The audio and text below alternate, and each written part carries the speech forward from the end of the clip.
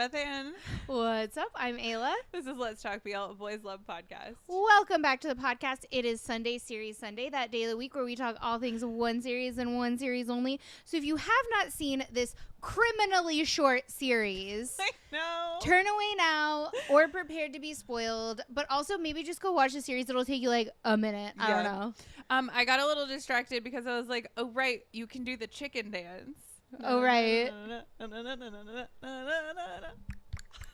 Yeah. Because we're talking Moonlight Chicken, the show that we waited 10 years for. 1 million years. It's been a year. In the words of a genius, the man, the myth, the legend, Kim Namjoon. It's been a year. It's been a motherfucking year. And I can say that now because YouTube changed their little like censorship policies. And it's been more than 7 seconds, so like we're good. Amazing. And it was incredibly short. Too short. Honestly, how dare. But it was a very rich show. I feel like I got everything I needed to in the amount of time I needed it to be. Oh yeah, I got everything I needed. I personally didn't feel like anything was rushed. We're getting in the show, but God bless Piaf is all I will say. Yes. Okay. Again, it's only 8 episodes. It was by GMMTV, which means it's on YouTube.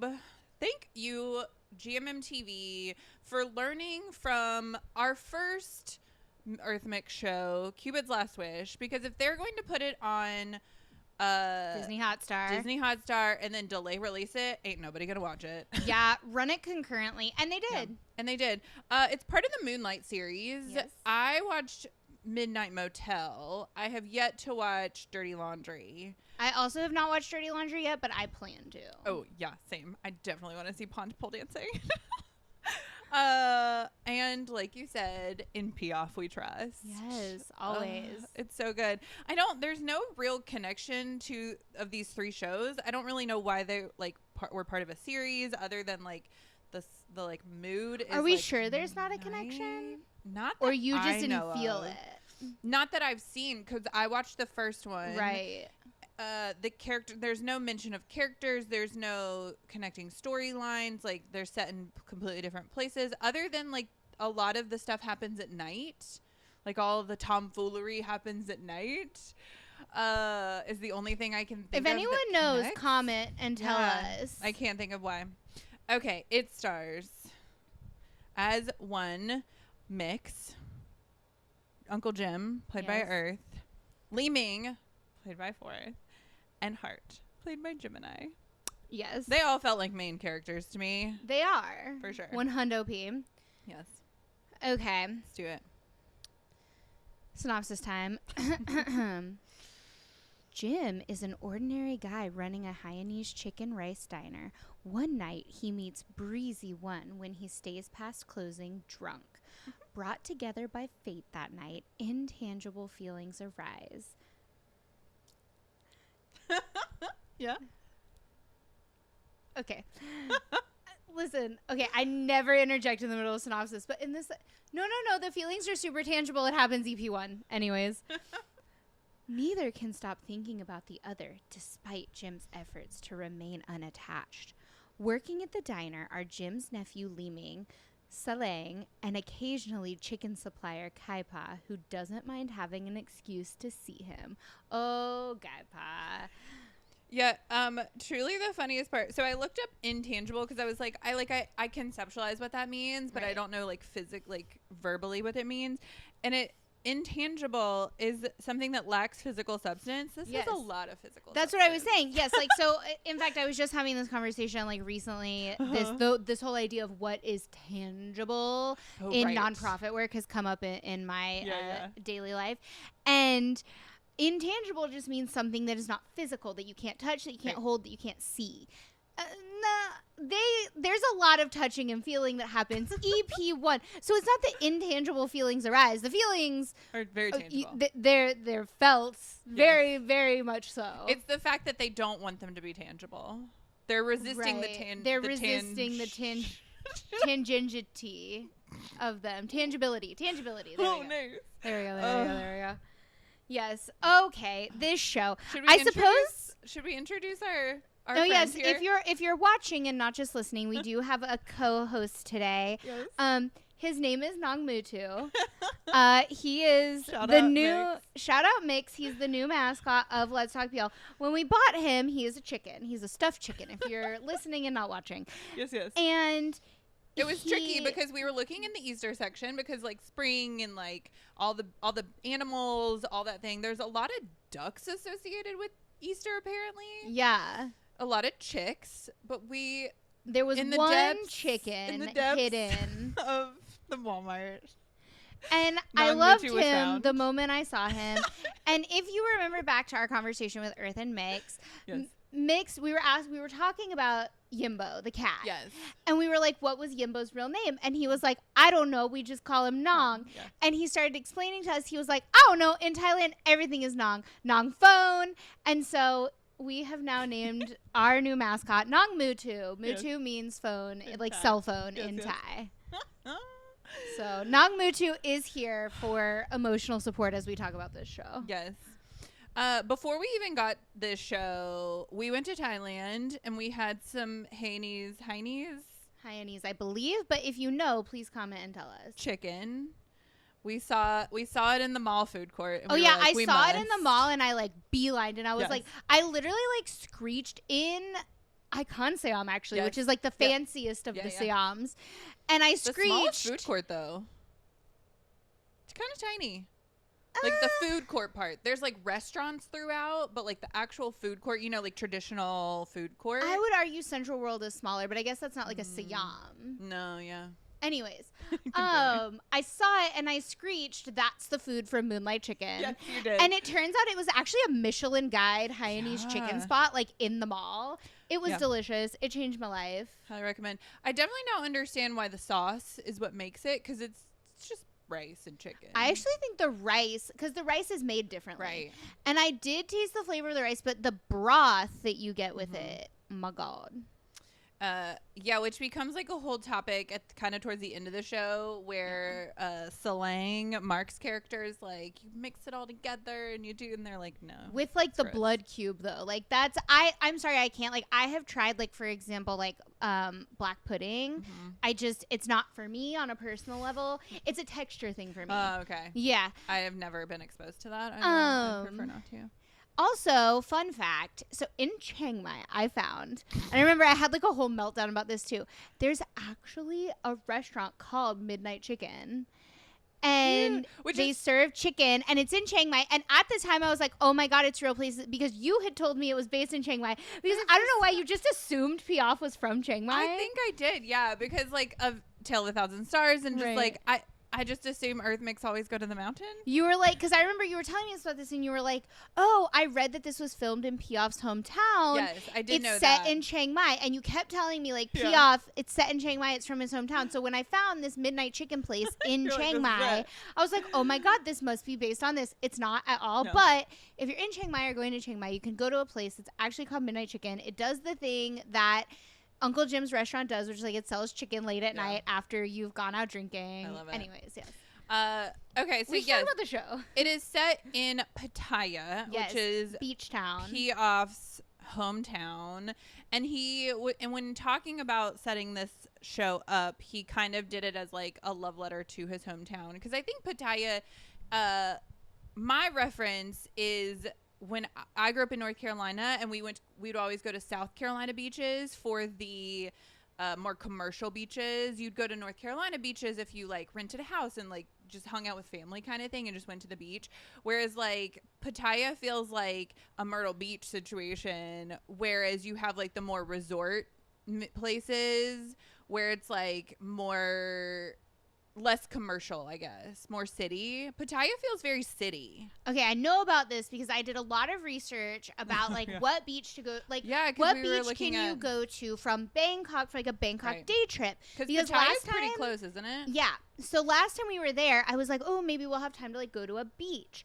And so I did a Yeah. lot of research on the beaches. Pattaya is like kind of known to be like seedy. Right. So not like Yes. city and not resort. Exactly. So definitely not about. Like resort. Myrtle Beach is pretty seedy. So It's, yeah, like definitely not questionable. resort. Like it's kind of known for like its red light district and like a little more like sex tourism situation Yeah. is like what its reputation is. Right. Not that like that is what it is, but that's what the reputation is. It's definitely not. It's not like family friendly. Well, it's not that it's also not like nice. Like if you want to go to a nice beach, you're going to Hua Hin, not. Right. Or if you want to go someplace that's pretty or more luxurious, like this is like I would say more like Jersey Shore. Like Pattaya is like Jersey Shore. Interesting. Yeah. So okay, so in reputation only. Of course, I don't know. I have never been there. I have been to the Jersey Shore, so like I've never been to Pattaya, so I don't know if like actually, but in reputation. Listen, and no shade, no tea, no shade. I fully at the Jersey Shore got my ear pierced by a very, very sketchy man in a very, very dirty establishment. It healed perfectly fine. It's a beautiful piercing. It's wonderful. So, you know. We had some fun. Also had like a real cute, there's like a pink wall right next to it. Listen, no tea, no shade. You showed him a photo of Top Tap. He gave you the piercing. I did. I literally walked into this shop with a picture of Top Tap and said this. And he was like, I got you, baby girl. And like, literally. And, you know. Yeah, I feel like Pattaya in as portrayed by this show does feel like Atlantic City. Yeah. That feels right. Okay, so we meet these characters. When this show first started, it felt very much like a play. Yeah. That first scene, I was like, oh, it like one long continuous scene, like the way that it was shot. The production is really cool. I thought it was like pretty gritty. Like it had that like kind of darker tone during like the evening scenes. In the daytime, it's a little brighter.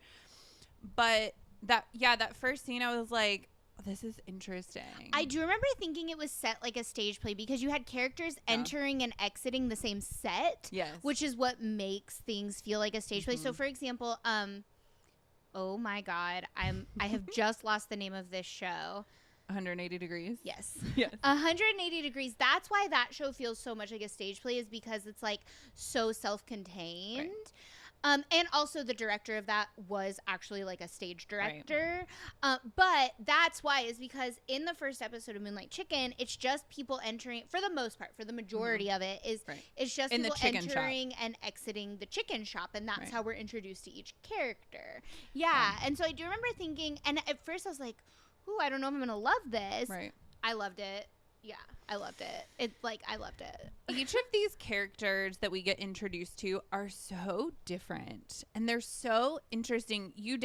This show gives you the feeling that you've dropped in on their life, and you get to know each of their characters' lives so richly. Even Lang. So Lang, who, by the way, I would die for. I would die for Lang. Like, fully. I mean, they talk about how Cow Tongue steals the show when he comes on screen. Mark Paquin, bro, steals the show. Oh my God. I would literally die for Lang. I would do anything for him and his baby. Listen, it's true. Okay, let's start with Earth Mix, because these are pretty different characters for Earth Mix. Yeah. I have watched everything that Earth has been in BL wise. Same thing with Mix, because he's only done Earth Mix stuff / Futs. But these characters were so different because they're grown-ups, and they're like, I mean, I guess you could consider Tale of a Thousand Stars Earth was a grown-up, but was Mix's character, was he just graduated college? Was he still in college? He was graduated, and he was like playboying around. Yeah. He was trying to figure out life. But this felt like, and I feel like Mix has talked about this, that like this felt like Mix in a way, like a also we did do the math, and because remember in the beginning Uncle Jim is like, I'm almost 40. We were like, what does almost 40 mean? He's like 31 and he's like, right, I'm almost 40. But then we did the math and we realized that his sister is his P. Yes. Who is Li Ming's mom, and Li Ming turns 18 in the show. So let's say Li Ming was born when his sister was 18, right? Yeah. Like, let's say she had him, because she talks about she was a young mother, whatever. So, like, let's say 18. But even if she had him when she was, like, 20, Uncle Jim, maybe around 18. So, like, let's say if Li Ming was born when Jim was 18, then that does make Jim 36. 36 Yeah. at a minimum. Right. So he's probably like 36 to 38. So he is almost 40. Yeah. Which is such an interesting age for a character in a BL. And what's really interesting, and they don't talk about it, like they allude to it, but like it's like they tell you that, or they show you again, that Wen is about 5 years out of college because he starts his first job and moves in with Alan, who, again, listen, say what you will, I would die for Alan. This is not Alan's fault. Yes. So if he's like about 5 years out of college, and let's say he graduated at like 21, right, a normal track, he's not 30 yet. Right. He's still like basically in his mid-20s. I think he says something to the effect of like, I'll be 20 or I'll be 30 soon, or like in a couple years. So there's probably about a 10-year age gap between them. Right. But they're both like grown-ups, which makes the age gap so interesting, because this conversation gets brought up a lot in BL when we talk about age gap, because so often the age gap is portrayed as like in 180. Yeah. Or like in This Is Love Story, where you've got like a kid in college and a kid in high school, which I have always, like, it's always made me uncomfortable, and I never really watch those storylines because I do personally feel like maturity-wise and just like appropriateness, a kid in high school and a college junior or senior are very, very, very, very, very different and should not be dating. But when you're talking about a 10-year age gap, but they're grown, because that's always what gets brought up, is like, well, you wouldn't have this reaction if they were grown. Right. And it's like, yeah, you're right, because there's life experience. And this is a really, really good example of like why the age of the people in the age gap matter, because Wen has had life experience at this point and knows what he wants to choose. He's been in a serious relationship. He's lived on his own. He has a big boy job. He pays his bills, right? All of this stuff. And same thing, Uncle Jim owns a business and has gone through like this terrible loss in his life. And like they both have had very different but like rich life experiences that prepare them to make these kinds of like emotional decisions that like a high school kid and a college junior or senior can never have similar experience, I guess is what I will say. Like in terms of maturity, like things that just happen to you to make you a mature person on a peer level. I mean, I will argue that Win is not a mature person because homeboy is dragging Alan along for however long. Okay, listen, maturity and age are two different things. Right. So like that life experience has not given him any maturity. No, the life experience has given him maturity in the sense that like he is a very independent person that has gone through things, right? Like you go through getting an apartment and you go through being in a serious relationship, even if you handle it poorly. Right? And like that experience has now given him, because by the end, like Wen and Alan actually like I think Wen gets what he's done and like understand, right? So like he did grow from that, and those are experiences you just can't have when you're talking about an age gap like this, but make it younger. Right. Yeah. So when Jim and Win meet each other, they are in very different life places. Jim, you feel like, is this like settled character who has decided for himself that like he's never gonna love again, and you find out why, because he had this like very committed relationship with a man who was cheating on his girlfriend with Jim, is what you find out. Right. But also they were business partners and life partners. They shared bank accounts. It was a mess. And this is another place that we see the bigger societal implications of marriage equality and why it's important for everybody to have the same rights. I love the way they did this. That in Moonlight scene, Chicken. what like when you find, because you've seen Jim and Beam's story. His character's name is Beam. We've seen their story. It's like this big love. We've also found out that potentially Beam was cheating on his girlfriend with Uncle Jim, and like so you're kind of in this middle ground of like, is he a good guy? Is he a bad guy? Like what was that whole situation? And then this happens. The reveal of them being business partners, and the fact that like now Beam's family is like taking all the money. When he dies on that ferry, I was like, oh my God, he died. And Earth playing that was outstanding. Like, first of all, he deserves to EGOT for that. Seriously. Full on. He like, killed it. This is an EGOT moment. And yes, I am implying that he deserves an Emmy, Grammy, Oscar. And a Tony. Yes. Like, because again, it feels like a stage play. Yes. This ran on TV. I think it should be made into a movie that we can watch in theaters. Yes. And he just deserves the Grammy for existing. He sang the OST. He sang the OST. He deserves to EGOT for this freaking thing. But I really love the way they did this because we are starting to get overloaded with the like, we deserve marriage equality, which is an important thing to say and to have the words said, but real life application. The real life application of it, of like, he owned this business with him, and he even says, he's like, but my money is in that bank account too. And when his dad says, you can't prove that, your name's not on the account, I was like, he literally just got robbed. And he was the one that arranged that funeral, obviously. Yeah. And paid for it, because all of, like, you pay for that kind of thing. And he literally just got robbed because he did not have rights as a gay person.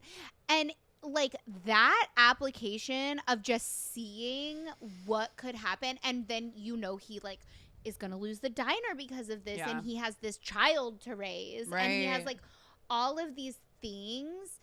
And it really, truly, like, deeply affected his life in a way that's not just like, we can't get that piece of paper. Right. Which is, like, it's one thing to hear it said, and it's another thing to see its application on what you feel as a viewer is, like, this real person that you care about. Yeah. And so I just think, like, hats off to Piaf for this, because, like, the way that he chose to have that conversation in this show, outstanding. Yeah. Also, each of these characters have such deep relationships with so many other characters. Like, this isn't just a show that's focused on, like, the two main characters and their relationship with each other. There's, like, this very complicated weaving of kind of relationships with all the characters with each other. And it's so interesting to watch Jim and Win come together, but then very quickly Li Ming and Win have a relationship, and then of course Jim's relationship with Alan that gets developed, which is fascinating. And just how they kind of weave all these characters together was so interesting to watch. Okay, so I mean, Earth and Mix kill it. Their chemistry is top tier. The like complication of their relationship, but also the way that they grow to get to know each other, where it's like they're not really trying to push anything on each other. Like, they're trying to get to know each other while also recognizing that, like, they definitely want to bang. I don't know. Wen is definitely trying to push something on him. Wen is definitely like, Uncle Jim, I'm going to get you. And I do love that Uncle Jim makes him sleep on the floor every time he's there. I love that line that he's drawn, because it's such like it's an interesting, like, parent move. Yeah. Where he's like, I have this kid in the house, and what, like, he definitely, like, it's like an interesting move. And also he's trying to set boundaries with Wen. Right. And, like, first of all, I love that. And then I also really love this character for Mix, because the closest we've seen Mix play this type of, like, more go-getter character. I don't want to say aggressive, because he's not necessarily aggressive in his he's assertive. Assertive. Yeah. In his pursuit of Jim. But, like, it's so fun to watch Mix play this character, because the closest we've got with him with that is in Futz, where he's very sure of himself, I guess, is more, because, like, Tian, very, very unsure of himself, and then in Cupid's Last Wish, he's like, a lot of things are happening to him. And he's like, there's not really this like assertive personality. He's just always angry in Cupid's Last Wish. And then in Tale of a Thousand Stars, he's always dying. Like, literally, he's always collapsing and his heart is giving out on him. So, like, ridiculous. This is the first time we've really seen him play like an assertive character, which is so fun for Mix. Yeah, he was so interesting. I also thought it was interesting that Jim doesn't know about Alan, and it's good that Jim kind of is who he is, because I think Win needed the resolution from Alan on his own. Like, I felt like him going after Jim, like, sure, he liked Jim, he was attracted to Jim, but also you can't run away from something else and that fixes it. Like that kind of was always going to be there, especially because their lives were so intermixed. I thought the revelation of when Alan was fascinating. That whole episode that we get of them like living their happy life. I just remember people's minds were blown. They were like, okay, but Earth mix, but like I want mix with First. I need to see more of First and mix. Like that dynamic was so, these actors are incredible, and I love that hopefully we're getting to a time in BL that we want to see this. We want to see actors playing with other actors. And that has no implication on the fan service or the ship work or any of the fun stuff we get outside of the show in addition to these shows. Like, let these actors play together. It's so, the chemistry. I just want to see First with everyone. Like, I just want to see First with anyone and everyone. Truly. Like, I almost wish that he had Neo's role in OnlyFriends, because, you know, Neo's the one hooking up with everybody in OnlyFriends. I almost wish that was First. Like, listen, First is so sweet and soft that I don't know that I would necessarily believe it, so I do think it was the right casting choice. Also, I trust JoJo. Except he plays a bad guy in some show that just came out on Netflix.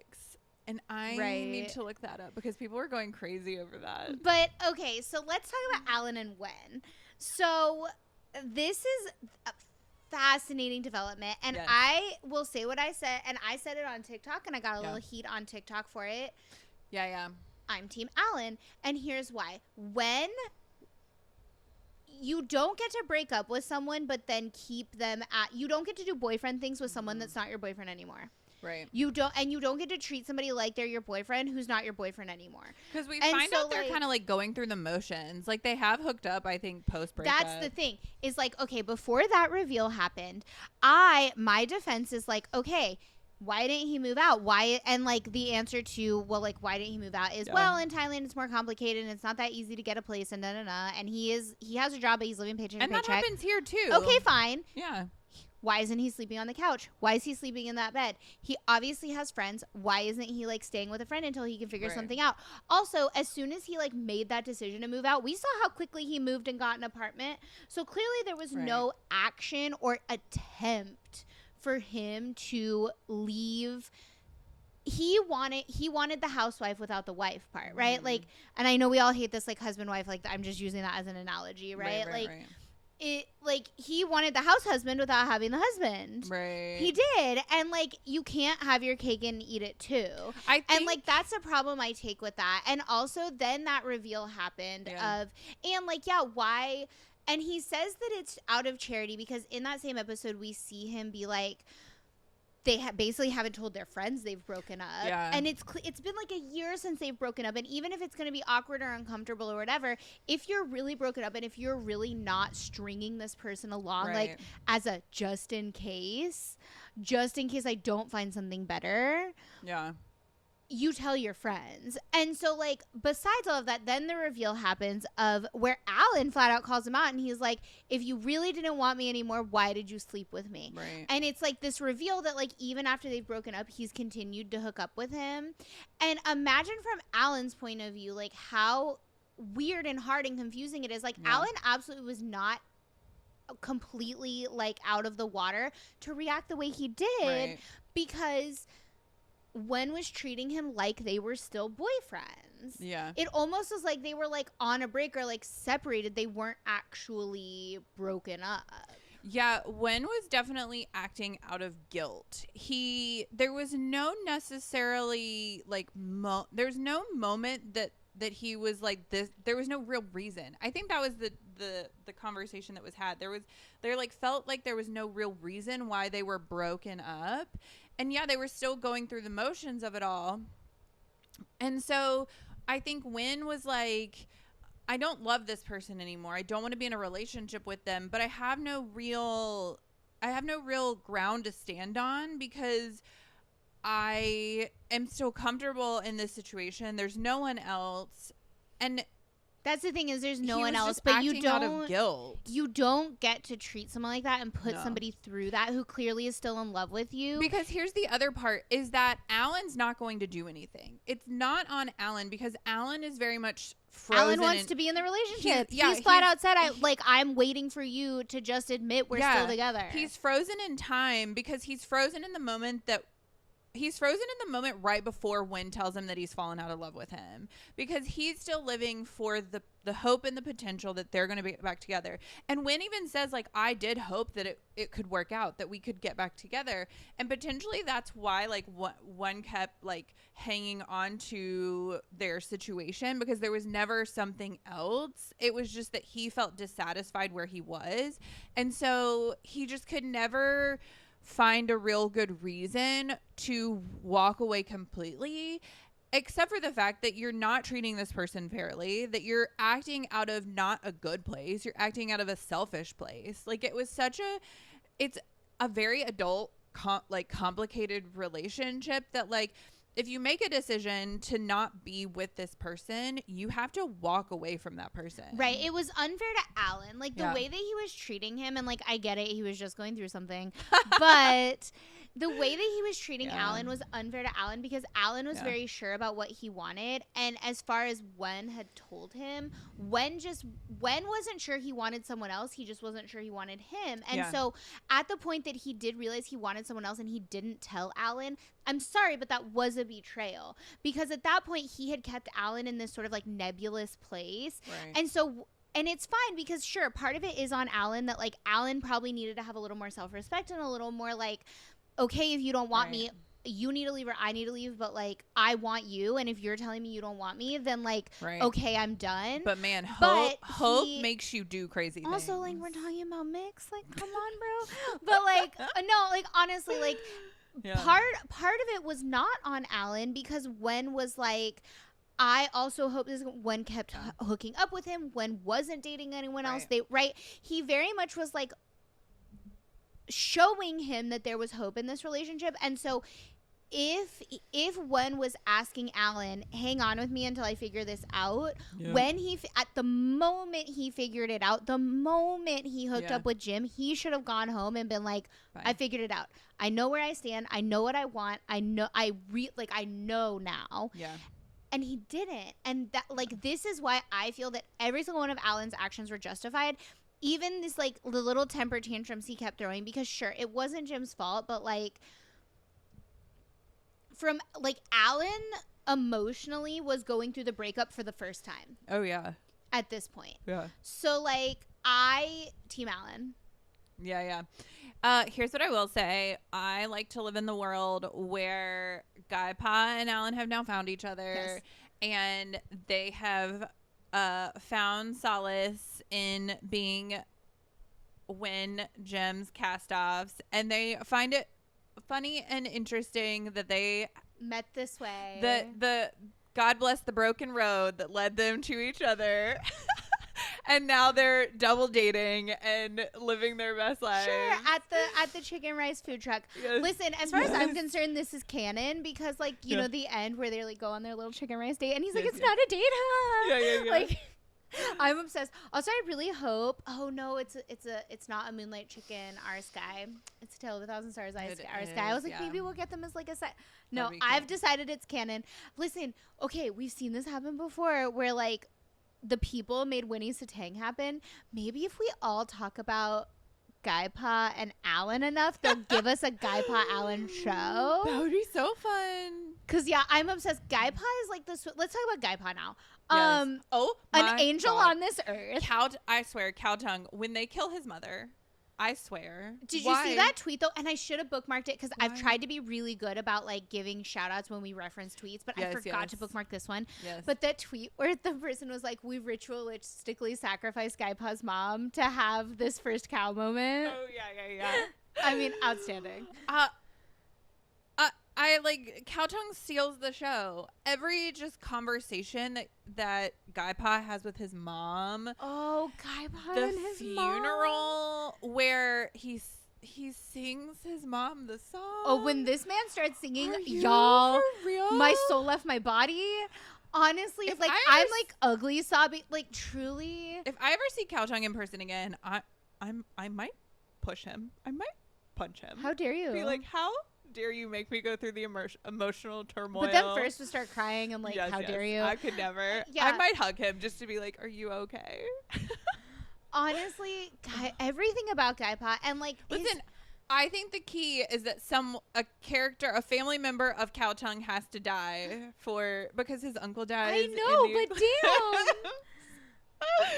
That he just plays that role so well. I guess no one died in Tanhan. His dad is dead in Tanhan. Oh, is he? Yeah. Okay. Or maybe his dad is just gone. Now I can't remember. I think his dad is dead. Ugh, freaking Kaipa, steal the show. It's truly, and he's so earnest, and like I loved the conversation he had with his mom when he says, "Were you disappointed to have a gay son?" And she was like, "No, I would be disappointed if I had a relationship with you where you felt like you couldn't tell me." Like that is the nicest moment, especially when we see it in contrast to Li Ming's mom, where fully Uncle Jim has to have this conversation with her about like, you're okay with me being gay but not your son, and she's like, well, it's not about that. They're poor and gay. Right, the poor and gay. Oh my god, that was truly. Listen, I know it's not funny, but whenever Uncle Jim is like, you're poor and gay, pick a struggle, like I honestly that line was it. pretty. There were some pretty great lines in this show. But yeah, Kaipa. Here's the great contrast of kind of a lot of the other characters is that you have some characters in this show that the communication is clearly lacking, but then you have other characters in this show where it's incredibly strong. And when Kaipa finally decides to go after Uncle Jim and is like, can it be me? And Uncle Jim is like, no, it cannot be. And then then Uncle Jim very clearly understands what's happening, and he's like, I cannot take your land. I need you to like. But it's really sweet because Kaipa is like, this has nothing to do with me liking you. He's like, it's from my mom. My mom wants, my mom is your neighbor, and like she feels like her neighborly duty is to do this. And then, but I also, the way that Cao Tung plays this character so deeply without having, too terribly much screen time is amazing, because when the first time after this confession, Uncle Jim comes to buy chicken, and Kaipa is so, you can tell he's like unsteady. He doesn't quite, which like, yes, imagine you've confessed to someone and they tell you I'm not into you, and just it's so sweet the way that Uncle Jim like handles it about like where he's like, no, this doesn't affect the way I see you or the way that like we should interact, and like it's just very sweet, like stumbly awkward moment that is so real, and they both play it so convincingly. And it's one of those things where like I love these moments in shows where I'm like, I can't be mad at either one of them because I understand both sides. That's how I felt, is like I fully understood where both of them were coming from and why they were both behaving the way they were behaving. Yeah. It's pretty straightforward. It's not, and I've said this before, that relationships can be hard, but it's not complicated. Like the hard part is just being honest about how you feel. The easy part is making everything complicated and being like, I can't talk to them and I can't do this, and like adding a bunch of layers to it that it's like, no, Kaipa likes Jim. Jim does not like Kaipa, but they have this history and they have this relationship. So we can either make it awkward and like have all these weird things, or be like, hey, I still like you as a friend and as a person, and we can still have a relationship, but like it maybe can't be that deep, or like I can't take your land, and like, there are easy ways to have boundaries. And of course that's the bigger conversation, is like the boundaries that Jim has are pretty solid. So then when he gets into relationship with Wen, it's like Wen has no boundaries, and the contrast of those two relationships are just interesting and fun to watch. Yeah. Okay, let's talk Li Ming and Heart, because mean, damn, Jim 4 came out of the like gate just like with a bang. Like these children. Cow, these two. I fully understand why Mix was like, all I can say is Susuna. Like, honestly, dang. Delinquent Fourth might be my favorite. I'm living for like sneaking out the house, sneaking in the house. Like he snuck into the house. He snuck into the house in order to sneak another boy out of the house. So cute. So like sneaking around, smoking cigarettes, drinking beer. Like, oh my god, I am low key obsessed. Honestly, Li Ming, I would die for Li Ming. I would die for Li Ming 1,000 times over. And like fully, I remember watching this and being like, I understand why his mom had to say like, "Hey, Uncle Jim, can you raise him?" Because if my child was as cute and like sweet and just like had this little like, I'm a tough boy, but like he's not really a tough boy attitude, I would give in. Like, I'd be the worst parent ever because this kid would be so spoiled. I'd be like, like the most adorable little tough boy that's not a tough boy. Yeah. And like, he's so earnest. Li Ming has gone through so much in his life, but he hasn't really let it affect who he is at the heart. Which is that like he's just such a genuinely sweet, kind boy that has gone through a lot, right? Like you see his relationship with his mom and like he butts heads with Uncle Jim a lot. And this is the beauty of having an actual high schooler play a high schooler. Yeah. Because at the time that they filmed this, Fourth was a young high schooler. I mean, not young. But he was like, 17, yeah. But he was like at the beginning of his senior year. It wasn't even towards the end. Well, he had already graduated. Right, he graduated early, yeah.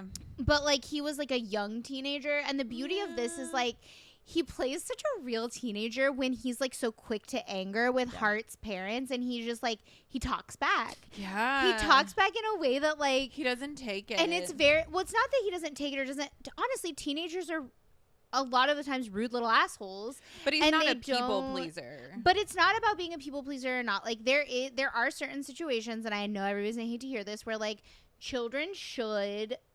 In my opinion, behave a certain way. Not respect. I don't think respect is the right word, but should handle themselves a certain way with people that are older than them and in a position of authority. So, like, in the case of what went on with Hart's parents is, like, he was, in fact, being accused of something he didn't do, but he was in their home, and they were there with, like, the adults in the lives trying to have a conversation about it and talk about it.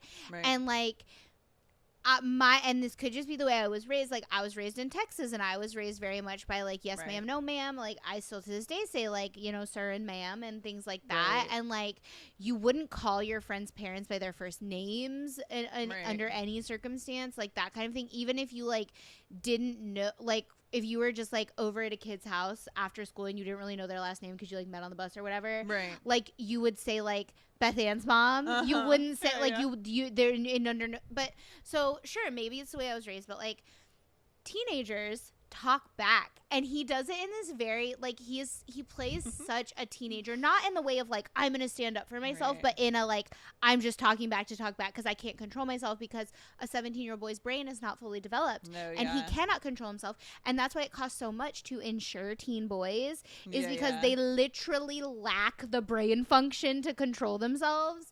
And he behaves like a real teenager. Well, and because he's grown up with Jim, I think he sees Jim as a little bit of a father figure, but I think he's also really been on his own. Like, he's had to make his own decisions, and he's had to kind of raise himself a little bit. And so, yeah, I think he very much is like, he's stubborn like Jim is, where he's like, no, I know I'm innocent. Like, he doesn't know Hart, so he has no alliance to like his situation.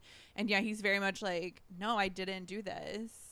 And it's just like, it's funny because he behaves like a teenager. I do love the pacing of their storyline, because I remember people being like, oh my gosh, he's already gotten over this like enemies to lovers. Yeah, this like animosity he has. Well, here's the thing: they're teen boys. Like they don't hold on to grudges. Yeah, I have a little brother, so like I have gotten to see teen boy relationships in a very like on a level that you don't just see if you like don't have a brother. Right.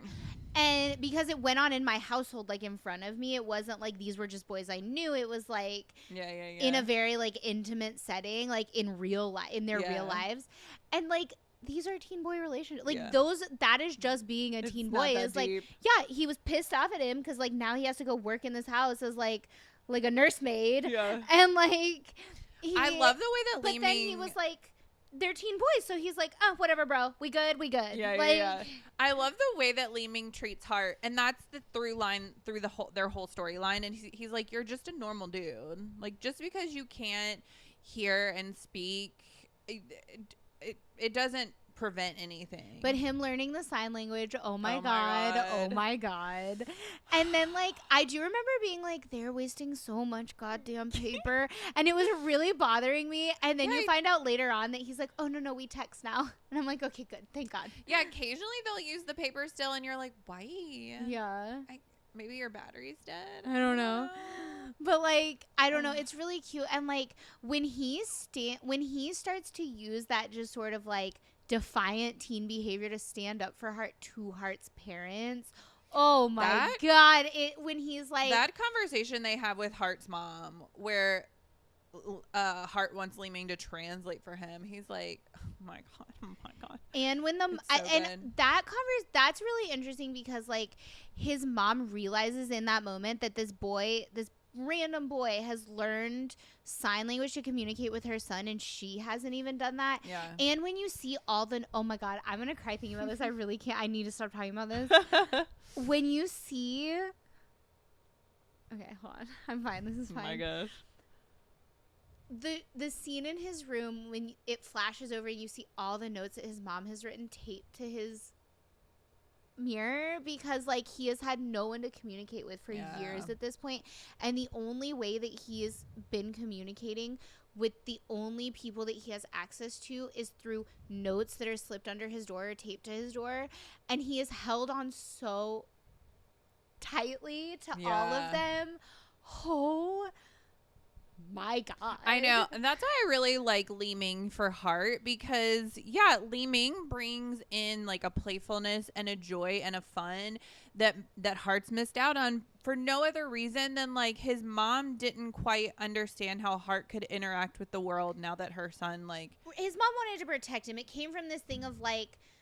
From her own point of view. It came from this thing of in her brain, he's broken and I don't want him to break more. Right. And I want to keep him safe, and the way to keep him safe is to keep him packaged. Right. But like what I love about Li-Ming is that not only does Li-Ming connect with Heart and bring this other person, and finally Heart gets to communicate with someone else who's trying so hard to communicate with him, but also he connects him with the outside world. He takes him to the deaf mass, and he takes him to the food truck where they order food like from a person, and he gets like he connects him to the world and other people, and he like you see this very sweet. I honestly am very emotional over this, like because it's done in such like a sweet way with no ulterior motive, with no. It's just so wholesome, this piece of it, where, like, you see Li-Ming having a conversation with the Reverend, and you see Heart talking to other people. Like, Heart's whole world is not Li-Ming, and Li-Ming doesn't want Heart's whole world to be Li-Ming. And it's, like, I have it's feelings. So sweet. The development of Li-Ming and Heart, like, the romance of it was so sweet, too, and was just, like, so simple, where it's, like, oh, yeah, I want to kiss this boy too. Like, I enjoy hanging out with him. We're very much fun. Like, it felt very like platonic at the beginning, and then they have this like New Year's moment. I love when they both realize, because it becomes way before this when they both realize that they want to kiss each other. So like we see it when they're like playing with the garden hose, and like Li-Ming comes out, and Heart has to give him a shirt, and you see this change where he realizes he's like, oh wait, I think this boy is cute. And you like see it on his face. And again, you know how I feel about the acting with the eyes, and I've said this about Gemini before, like Gemini is an excellent with acting with his face, which like he kind of had to in Moonlight Chicken. Outstanding. But like you see it change, you see it happen to him, and then you see it with Li-Ming, where at one point they're like writing the notes on the paper, and they both like look up at the same time, and you kind of like you just see it, you see the change. And so it's funny because like you realize that they both have felt some kind of way for a very long time, and then just like and they got to have, and they've like held hands, and then they do have this fun conversation of like, are we boyfriends? Like, what the sweet, like, sweet conversation of like, what do you think it's like to have a boyfriend? And he says like this, and then they hold hands, and it's like, this is the most wholesome thing that's ever happened to me, and I want to live in this moment forever. I know, it's even more wholesome than what my school president was. Truly. Oh my God. And then like Li-Ming in the lion dance, when he goes and does the lion dancing. Oh My God. I hope these wholesome children. I know. I hope GMMTV takes notes from how popular the Lee Ming Heart storyline was, because I would like to see it. Kind of reminds me of like a Cherry Magic or an About Youth, where it's just a wholesome. Oh God, but can we not with some of the other stuff in About You? Yeah. Oh God. The like just like life lessons and just the wholesomeness, the intimacy without the physical intimacy, which is nice. Almost like Light on Me. Yeah. Yeah. I would love to see GMMTV kind of go a little deeper with these types of situations. Oh, Yeah, where you really develop kind of like who they are as people, because I think that like through what Lee Ming does for Heart, you learn who he is as a person, and then through a lot of the things where Heart is trying so hard to explain himself, you learn so much about Heart as a person, which shout out Gemini. We learn so much about this character, and this man says 3 words in this show. And so like holy shit. When he speaks to Lee Ming, I lost it. I truly lost my mind. And like so Lee Ming's reaction to that, there's just, oh my God, so much. And then when he peels the orange for Lee Ming's little sister. Ma'am. I'm going to freak out and die over these 2 characters. That conversation when they're visiting Lee Ming's mom and they're sitting at the table and Jim introduces Win as his boyfriend, and it's clearly the first time when like they've DTR'd. Except he doesn't, because then later on they have a whole conversation about like, okay, so we boyfriends now? I know, it makes no sense. And I, in that moment when Lee Ming is like, this is my friend Heart, and you're like, what? Why?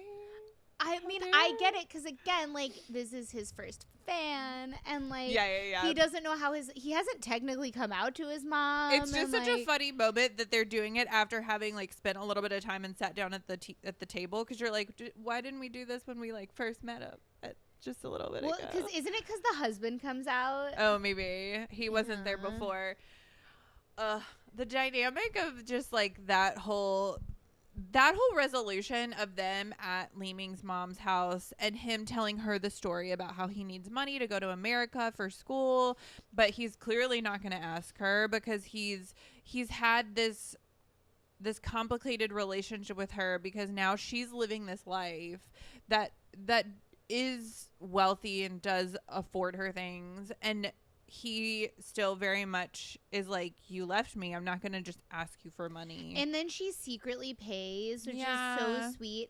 And then one thing I do love about like the through line is because she sees, or she overhears the "you're poor and gay, pick a struggle" conversation, and that's how she knows, and that's how she finds out. Right. And when she's having the conversation with Jim about it, she's like, if I had raised him, do you think he would have turned out different? And Jim is like, it doesn't catch. Jim is like, this is not, like, that's not how it works.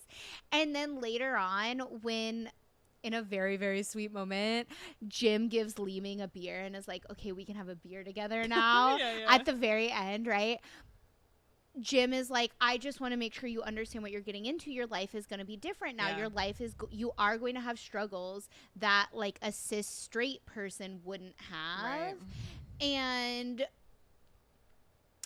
he kind of says like, I want to make sure that this isn't because you're imitating something that you've seen. And Lee Ming flat out tells him it doesn't catch. Yeah. That's not what's happened. And I think it's this really nice like through line where like Jim has stood up for him, and he knows very much like that's not how being gay works.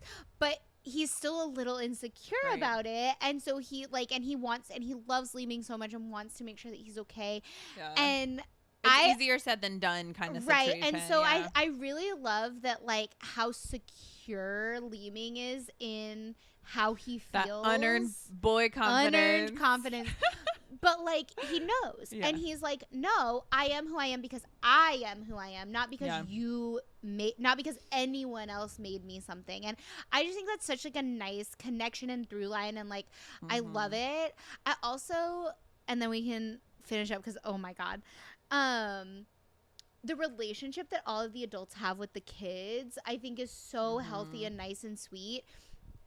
Wen and Li Ming's relationship is one of my favorite in this whole show because he clocks what's happening after Li Ming and Heart have done that little like mascot job, and he runs into them at the food court. Yeah. And he clocks it, right? He sees them and he just like he clocks it the way like, that everyone clocks it.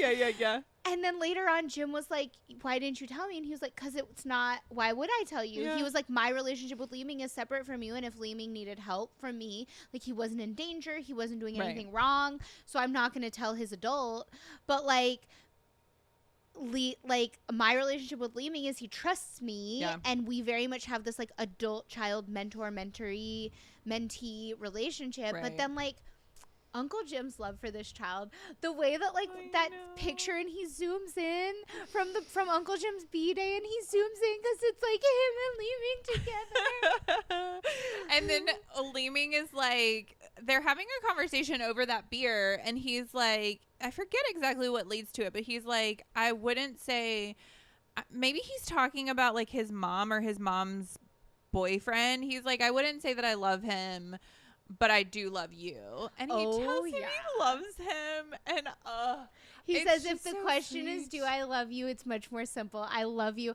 Yes. He's talking about his mom. He's like, because he's had this whole conversation with Jim earlier in the show about like, why should I live with her? Why do I owe her anything? Why do I even owe her my love just because she gave birth to me? Like, and he even asks, he's like, what about that shows love to me? Like, what about that creates this bond of love? And like, it's very sweet that he's acknowledging that Jim has raised him and Jim has sacrificed for him. And Jim has like, cause you see Jim like goes to school and like Jim is really the appointment figure for him to like study abroad and like, and Jim stuff. Like remember because his friends are like, why is your uncle here? And he's like, oh, you're in trouble kind of thing. And like, he goes and takes care of things with Hart's parents, right? Like he's very, and it's really nice to see Li Ming like acknowledge like, you're my parent and I love you as my parent, not as my uncle. Like it's a different kind of love that he has for him. And it's so sweet. The show is so good. It was worth the wait. So worth it. Thank you, Pia. I know. I want to rewatch it. I'm so sad that Earth Mix don't have anything else for the rest of this year. But dang, I hope we get Earth Mix 2023 or 2024. But we also are getting Our Sky with Tale of a Thousand Stars. Tale of a Thousand Stars and My School President. Yes. They filmed most of the Our Skies, so hopefully we're getting them mid-year maybe. We'll see. Maybe it'll be a good mid-year because we will have gotten all the characters. I think Never Let Me Go was the last characters newest, that we like hadn't characters, gotten. Yeah. Because everything else is like from 2022 Bad shows. Buddy. So fingers crossed we're getting. I don't think Om Na Nun have filmed yet. Right, because they're all around Asia.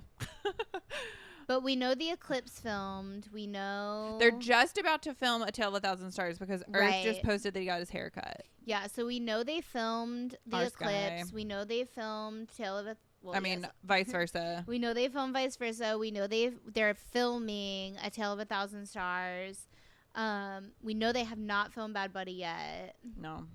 And then Never Let Me Go has not started filming it as far as I've seen. Enchante either, right? Isn't Book Force in it?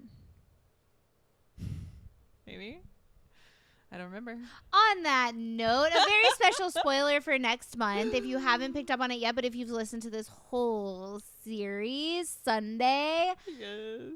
See you in April for our interview with Book and Force. That's so fun. For A Boss and a Babe. It is so fun. Yeah. There's a moment where I lay down on the desk because I'm so overwhelmed. By how cute it is. By how cute. So, yeah, stay tuned for that. I can't wait. This has been Let's Talk BL. Don't forget to like, subscribe, and follow all things Let's Talk BL at Let's Talk BL.